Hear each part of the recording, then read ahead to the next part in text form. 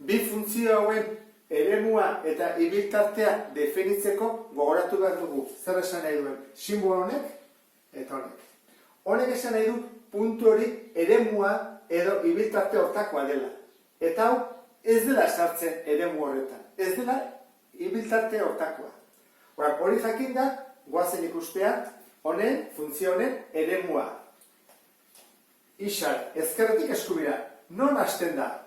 Hau minus bi da, baina horlako ikurra duenez, ez da sartzen. Horran jarriko dugu minus bitik, baina ez dela sartzen, noaino gehienez, bi arte. Eta bi sartzen da, bai ikusi puntua. Horran da, minus bitik, bira, baina bi sartzen da. Ibiltartea. Zen da bere baliorik txikiena, minus bi. Eta sartzen da, bai, hortik pase egiten da. Horran, minus bi, bai sartzen dela, eta altuena, bi, eta sartzen da.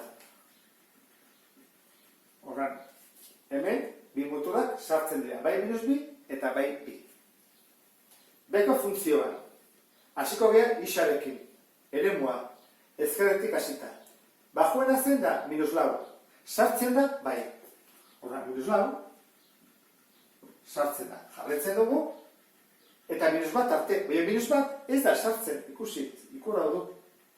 Horra, minus bat ez da sartzen, horra, parentesiakin bezala jartzen dugu, eta gaina jarraitu egiten du bere eremuak, honek esan du, hau, eta beste tarte bat egingo dugula, hasten da, bigarrenetik, bai sartzen dela, eta gehiena, laura sartzen dela. Hau izan zentzateke, bere eremua. Eta ibiltartea, betik hasiko gea goraka. Zen da bajuena, minus hiru, sartzen da. Urrengoa, honeaino, minus bat, eta sartzen da baita ere. Eta honen, salto bat dago, hasten da, hau zer da, 0. Eta 0 sartzen da edo ez da sartzen. Horran, 0 ez da sartzen, eta noaino, 3 arte sartzen dela. Eta hola bukatuko genuke. Espero dut ondo ulertua izana, beste bat arte, agur.